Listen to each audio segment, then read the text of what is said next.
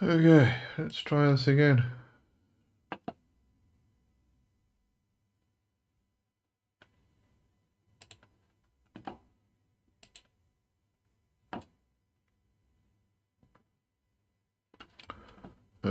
No, it's not picking up Spotify. Well, of course not. Why would it? Right, while I wait for everybody, let me fix this.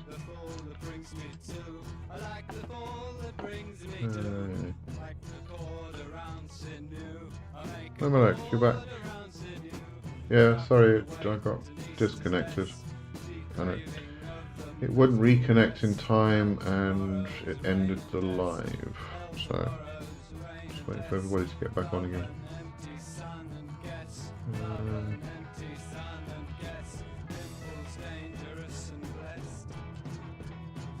That.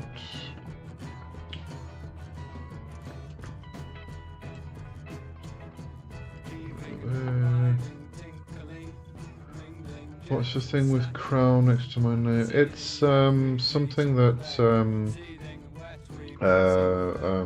YouTube recently introduced. They're trying to keep up with Twitch, so it's a gaming thing. But you can go and turn it off. I think I've still got the instructions around here somewhere. I will check for them just now and send them over. I can't turn it off for my lives, but you can turn it off.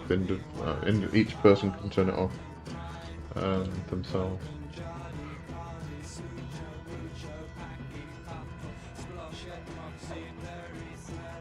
It doesn't bother me, just a thing. Yeah, I think it does bother some people. It kind of creates this competition, and I don't particularly like that myself.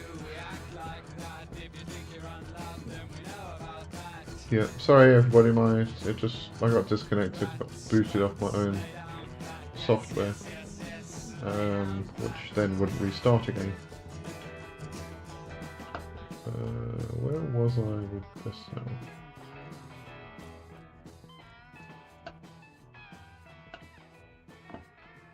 Let's just start us over there. There we go. Okay. Oh, I was going to look for the link.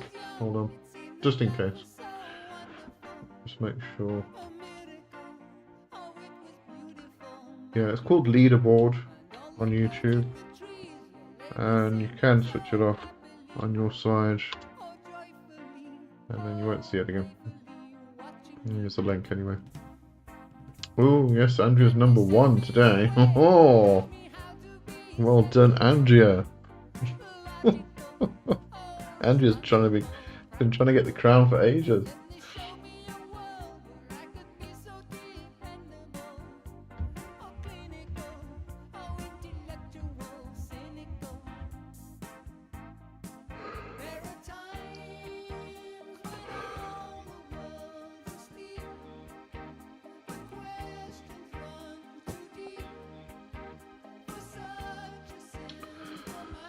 Ex equo.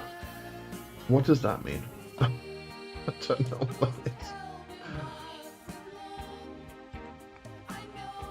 is. Too good enough. Oh, you're #1. Happy? Kind of sharing the same place. Okay. Yeah, this is the problem. As I said, it almost creates this like competition, and it's really annoying actually. I find it annoying anyway.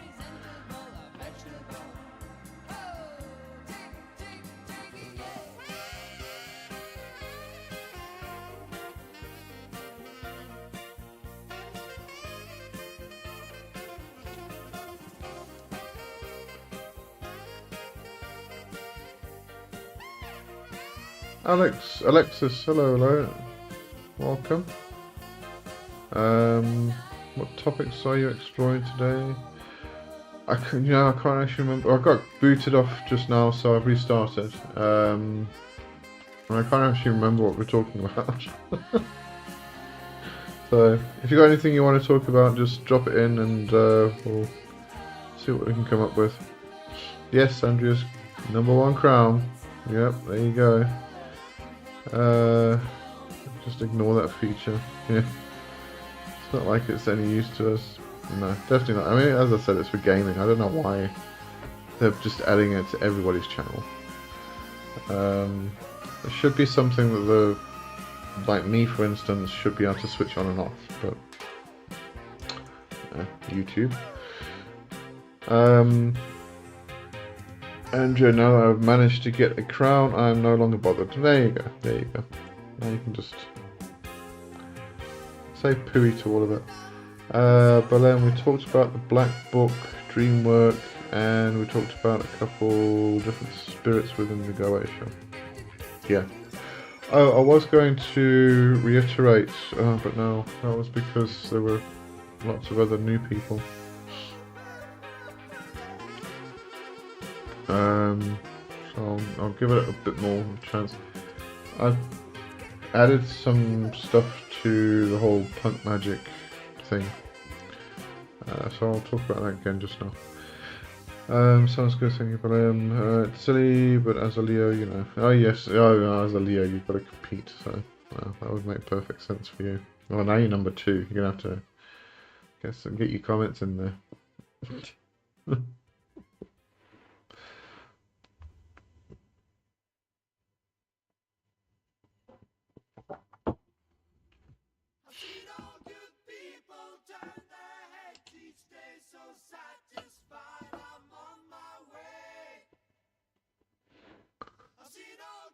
Yeah, you punk magic. Yeah, okay, let me, I had it pinned. No, it's not pinned because there's a new live. Hold on. So I started a Patreon. It's all going to be free. There is a $5 tier there for anybody who does want to support it. So as I was saying, as we know, keep the lights on, keep the wheels turning. We need money to do all that. But it's going to be free. I'm going to do a monthly Zine. You can print it out. It's going to be in a brochure trifold format. So you don't have to staple it or anything like that. But you can print it out. You can put it in people's letterboxes. You can do whatever you want with it. You can just keep it for yourself and read it. There is a sigil there, sigil working that you can. I think the best way to work with that sigil is to kind of just draw it somewhere and then scream at it, because it's breaking conformity, really. So you don't, it's like you're screaming at somebody who's trying to force you to conform to their will, type of thing, and that will really, really activate it. But let me grab the URL, the link, and you can go check it out. But click the join for free button, because then you'll get notifications of when posts go up. And as I say, it's going to be a monthly design, and then I'm just going to be adding the plant magic videos. There's not going to be a lot of content to begin with. There it is, and pinned. Right. Divs have to go. Oh, okay. Have a good one. Thanks for another stream. See you all next week. Have a good week. Cheerio. Castle Machine Spirits, let you back on. Eventually, yeah. Andrew, I've been able to get onto Patreon. I have forgotten my password, but easily sorted out. I love the idea for the punk sale. Thank you. It's an absolute pleasure. Yeah, I'm just trying to.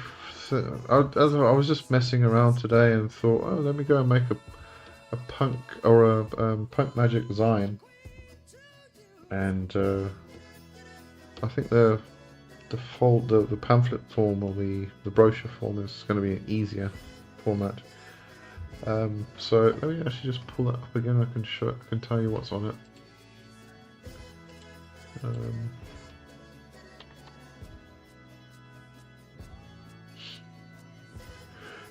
Oh.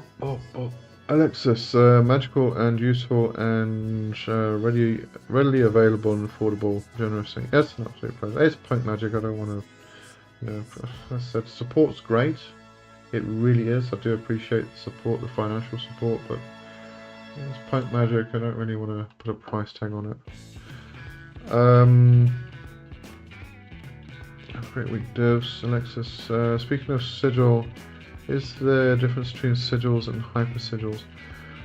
In a sense, yes. Hypersigil is more kind of an artistic expression. It's more of an ongoing thing, really. Like, for instance, I mean, the sigil was Grant Morris, and he created it in his comic series. I forgot the bloody name of the comic series. But the main character he kind of modeled around himself, and he put the main character into specific like scenarios and stuff, which would then bleed through into his life. That's kind of like what the hyper sigil is. Whereas sigil is kind of just a creation of a glyph for a specific thing, which is activated and then done. So it's a slightly different thing. Design has just short articles really, because it's design. It's not like a huge big thing. But there's one page, one side of it, which is what the hell is punk magic. Then there's the spell against conformity, which is the sigil working. What makes it punk? I must actually get my spelling right, and might make more sense. What makes it punk? So this is the first one, so it's really kind of an explanation of what punk magic is. And then the lyrics to Rise Above by Black Flag, because it kind of fits in with the whole, breaking conformity thing. And then make your own ritual at the end. Black and white thing. Oh, it's quite cool actually. But yeah, I'll just go join the join free on the Patreon, and then you'll get emails when things get added. Where am I?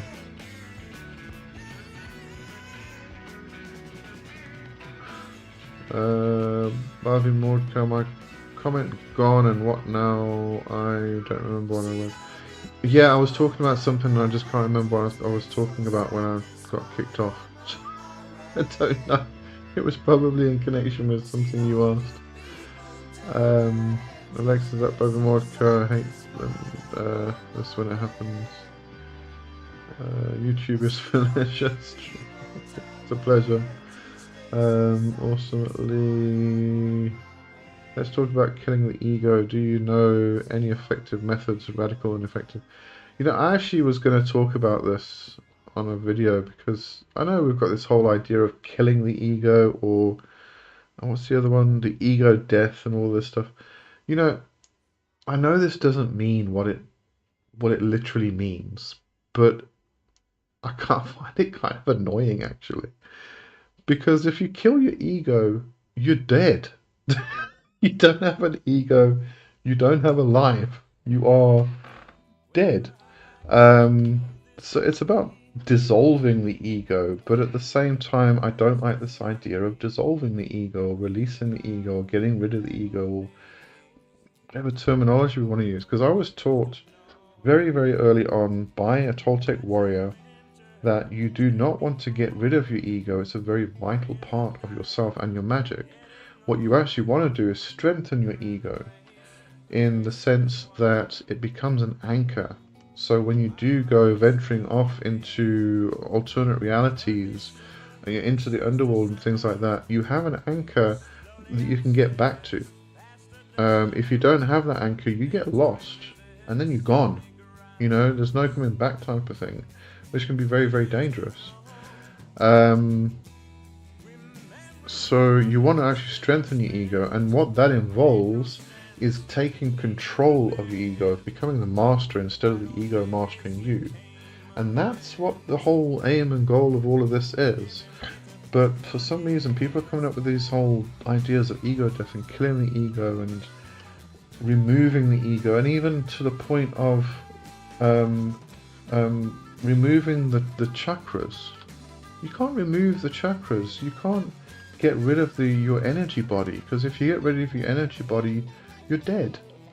You know, that's what happens when you die. The energy body gets released from the physical body and you're dead. So, I don't know, there's just all this stuff that's coming out. I don't know if it's just coming through TikTok or what it's doing, but driving me insane.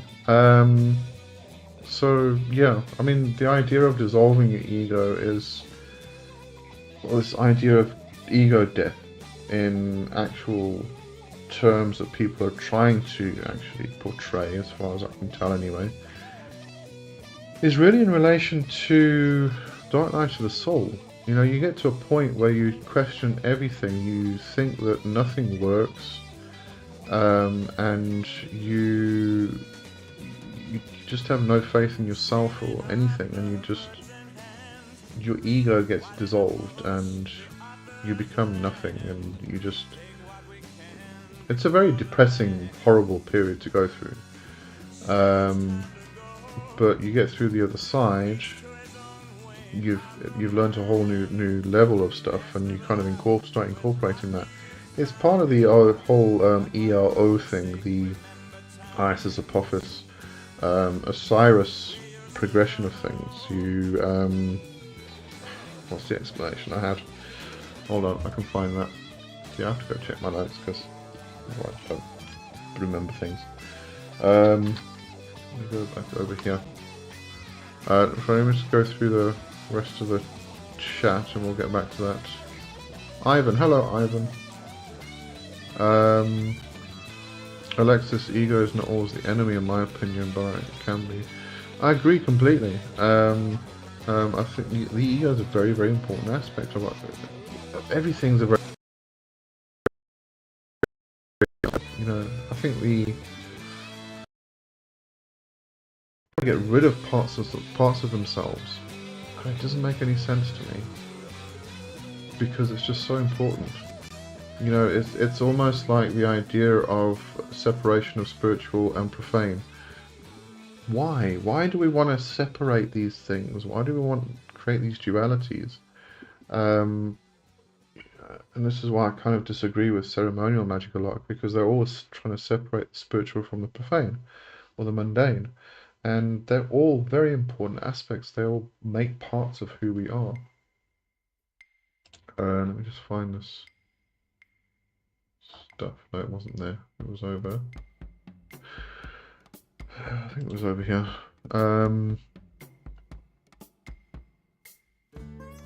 I've lost my place again. Ivan, this week has been amazing. I am actually spending it in Puerto Rico. Ooh, nice. Where I was born. Getting in touch with my ancestors' roots. So it's been very grounding. Excellent. That's good stuff. Sounds really good. Right, I just want to get into this Isis Apophis Osiris thing. So it's about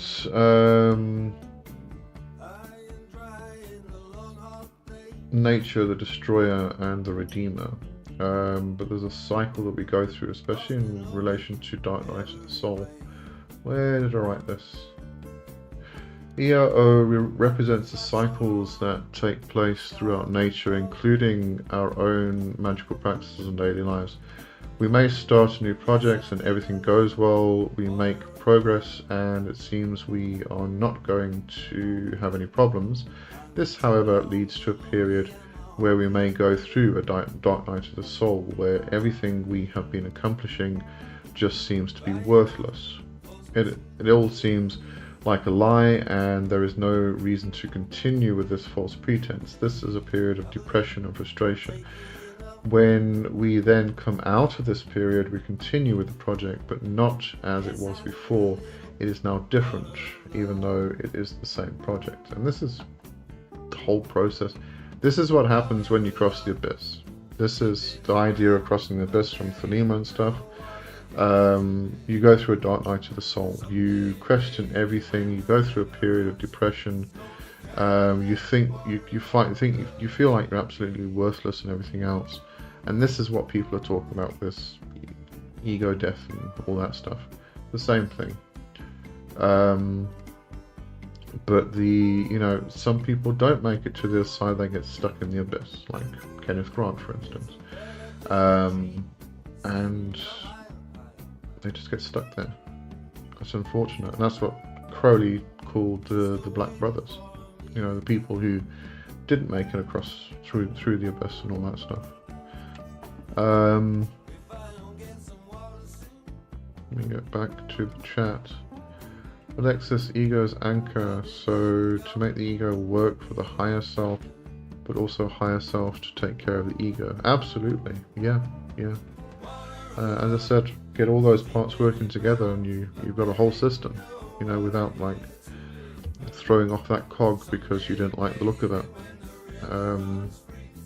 As you also said, I think the chakra removal is something else, not literal removal.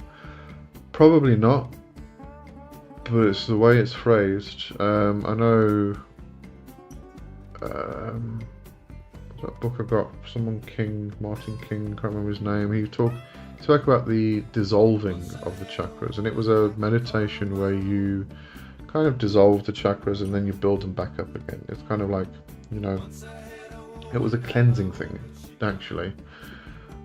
But people, the problem is that the way these things are worded, the words, the language that's actually being used, people coming into the craft or into magic, into the occult, they read this thing and they think, oh, now they've got to remove their chakras because they are useless, or it's some kind of appropriated system and therefore they're not allowed to have chakras because they don't understand what it's about. But they read these words: remove your chakras, kill your ego, and it becomes literal. So it may not refer to something in the literal sense, but people coming into this for the first time, reading this stuff, they take it as being literal, and that's what becomes dangerous.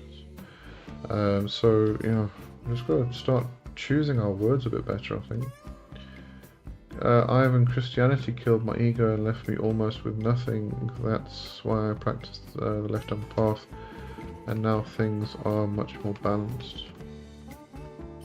Balance is the key thing, yeah. Alexis, all about balance. Andrea, be right back. Buying a horse. Oh, cool. Wish me good luck with this. Absolutely. Hope you do. Hope you go well. Castle, balance is up to you and feeding both wolves equally. Walking the tree in the Kabbalah has helped me with balance and a lot of Nigong, Qigong, and meditation and sweat lodges. Oh yeah, no. There's a lot of ways you can go about balancing the energies. Bringing equilibrium, synthesis and things like that back into everything you do. Ivan, King Belial is teaching me this. Belial would be good for that type of thing because it's very grounding. Earth, element, king of earth, so would be very grounding in that aspect. Castle said good luck. Castle. Fair and Ivan, we all have teachers to help us. Nexus, Belial is great for balancing and grounding, and also ancestral work mentioned above, connected to the local birth land, do wonders for balance. Oh yeah, no. Connecting with your local land and the spirits of your local land is very, very balancing, because you are there, you are standing on the actual earth.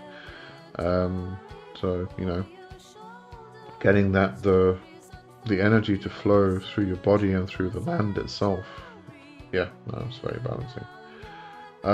Although some people don't really feel spiritually connected to their ancestry. No, it's an unfortunate thing. I think the ancestors are a very, very important aspect to magic and our lives in general. But a lot of people reject the whole thing. I'm not sure why.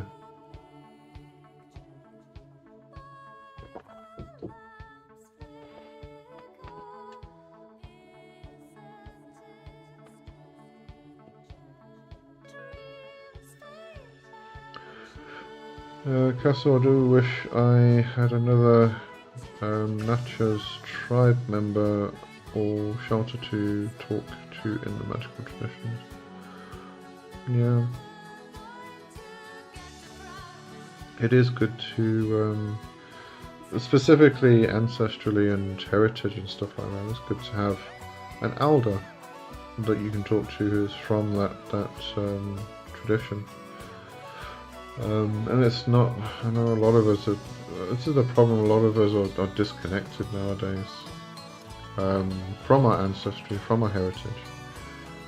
And it's a difficult thing, really, that disconnect. I've got to come back to my own personal heritage, which is going to be rooted in Europe, rooted in England, really. I have been given instructions to do so.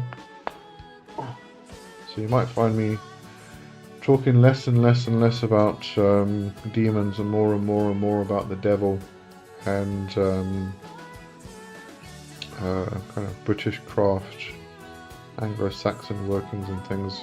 I used to get into the Anglo-Saxon stuff years ago. You know, the Teutonic traditions. Kind of, I do feel like I've been displaced a bit, and I've disconnected from that. So I'm going to need to get back to it. There's going to be probably a lot more folk magic surrounding the devil.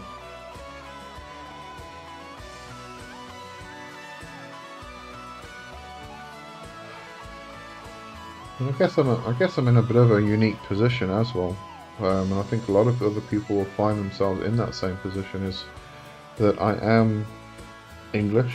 I was born in England, but I've been living in South Africa for most of my life. It's over 40 years now. So, you know, I've got that heritage from one country living in another country. How do you bring those together? And it's probably why I kind of went into a different direction, working with demons which are from a completely different part of the world entirely. It's probably one of the reasons anyway, but yeah. I need to explore my own side a bit more, I think.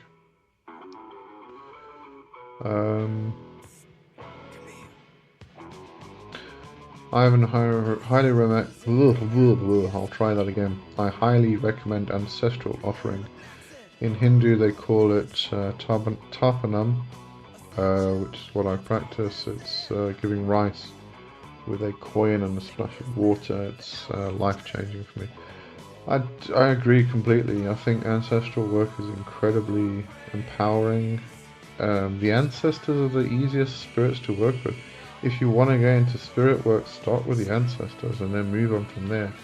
And once you've gotten your ancestors in, you know, behind you, working with the other spirits makes it easier because they are your frame of reference, and they'll also help you with discernment. You know, you can go to them and say, is that actually the spirit I want to talk to? And they'll go yes or no. And if it's a no, they'll help you to get rid of it. So, you know, you're not alone in your practice. And so, you know, really, really important.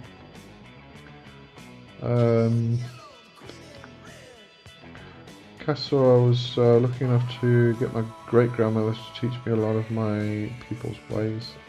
Excellent. As I said, if you can get an elder to teach you your personal heritage, your traditions, best thing you can do. I wish we could all get to that. Ivan, also flowers are used in offerings. Oh yeah, they often use a lot of, in pujas they use a lot of cream and milk and things like that as well. Camphor blocks burnt for cleansing, or camphor blocks. Burning camphor blocks are amazing. Love them. In fact, stop burning them again. some cleansing stuff. Oh, I should actually incorporate that into the obsidian burner. I've been burning frankincense. I should actually burn a camphor block. Nice cleansing stuff. Yeah, I'm going to do that next time.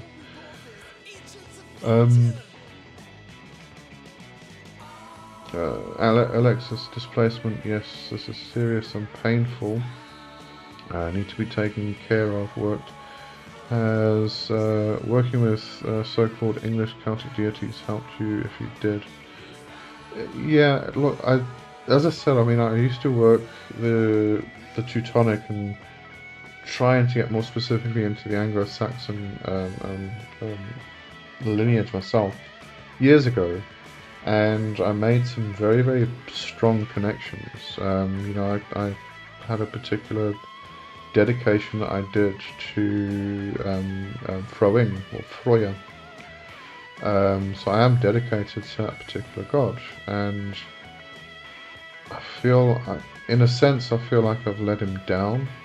I still carry on the aspects of that particular god, and I do see him in different deities that I kind of have worked with over the years, but it was a dedication to him. And I'm a bit more soft polytheist than most hard polytheists, but from a hard polytheist perspective, you know, I have become disconnected from that particular god, and I do need to get that back. And you know, this whole thing came out while I was doing a ritual last night with the devil, in regards to the black book working, and it was a very specific instruction. I need to reconnect, so I'm gonna have to start doing that. Castor, Ivan, tobacco, alcohol, and sweetgrass helps them too. Yeah. Nice, this is great. Castor, carrying a chunpa is a great honor and burden too, because you're asked to help others and spirits. Now I'm going to go find out what jumper is. New words. I like learning new things. That's why we do this. Why we all get together and talk about stuffs. Okay, no, not the chumper I'm thinking of, or you're thinking of.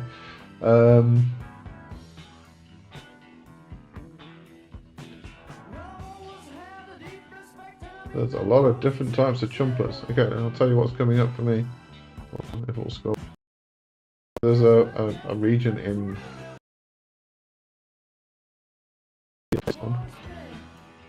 There's a guitar, which is a very pink looking, strange looking guitar.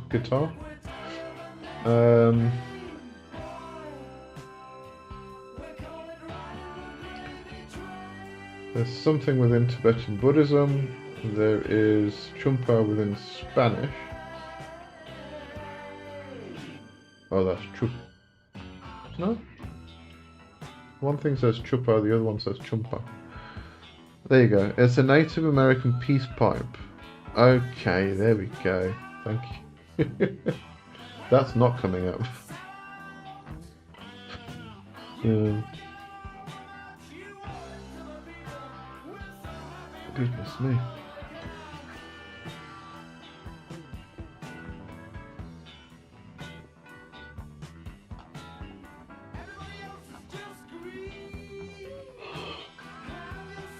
Oh, excuse me.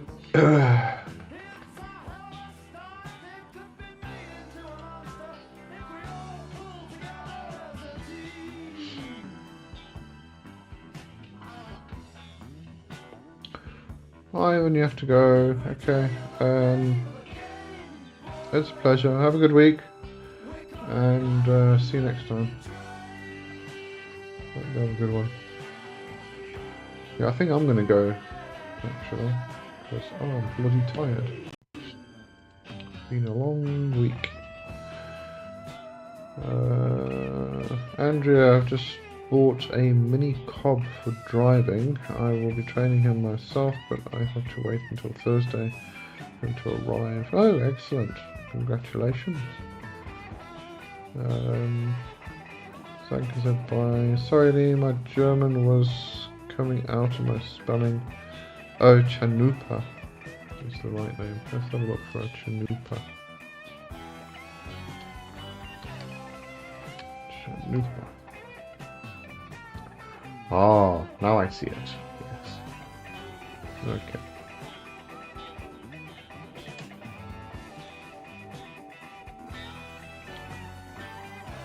Oh, great week, Ivan.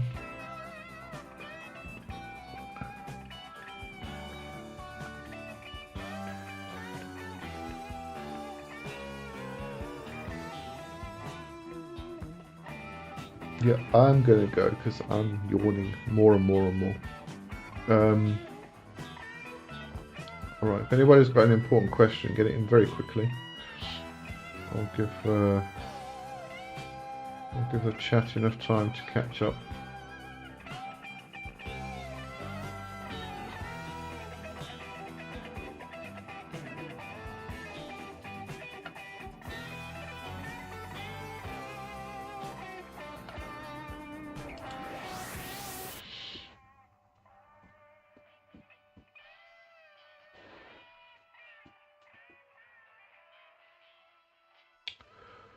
Okay, so I've got you two. Have a good week, and see you next week. Lee, the reason I wanted to move to the countryside was just so I can have a horse again. Well, I think we all want to move to the countryside. It's false horses or not. Get away from the city. I'd like to do that myself.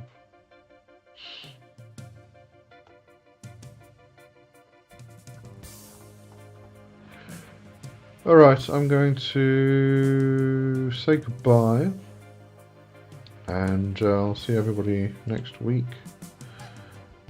Bring your questions, bring your topics, whatever you want to talk about, and we'll get chatty. Right, have a good one, everybody. Thanks for joining.